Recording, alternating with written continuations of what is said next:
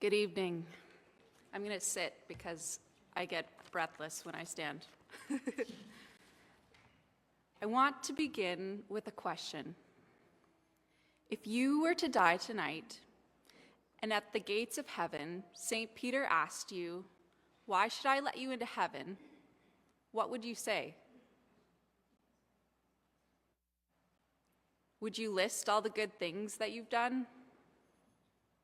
Would you beg and hope for the best? What would you say? Growing up, my family and I went to Mass every Sunday. I believed that God was real and that He loved me, but my faith was simple and was centered around the activities that we did as a family. In high school, my faith became more my own. I made friends who encouraged me in my walk with God, and by the time I entered university, I was committed to Jesus and to practicing my Catholic faith. But something was missing. Around this time, I was asked the same question. If you were to die tonight, and at the gates of heaven, St. Peter asked you, "Why should I let you into heaven?" what would you say? I couldn't answer.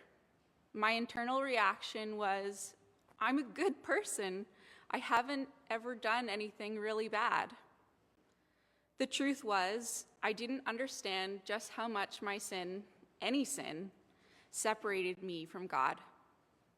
I didn't think that I needed saving, so why would I need a savior? The summer after my first year of university changed this for me.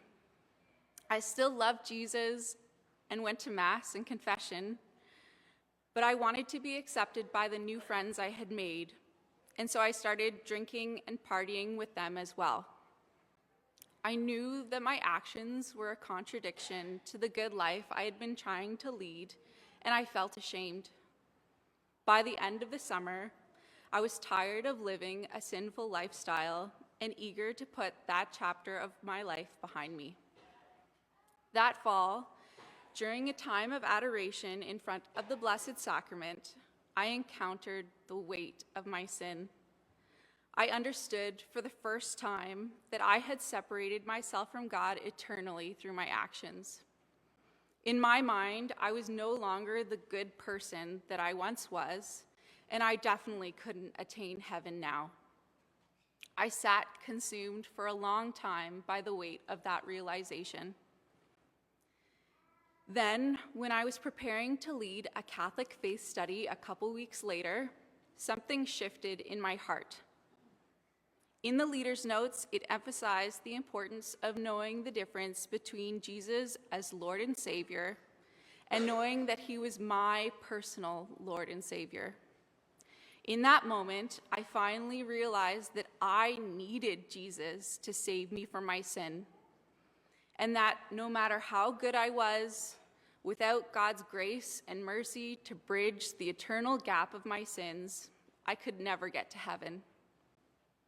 No longer was I tied to the conviction that I hadn't really ever done anything bad and that I was just a good person.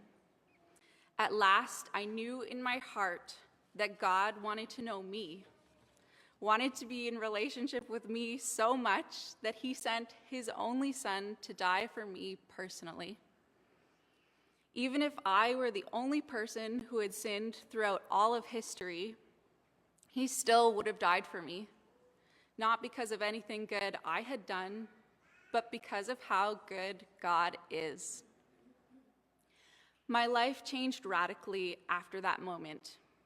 Whereas before I felt heavy and anxious from the effects of my sin, I now felt joy and peace, like I had heard others describe.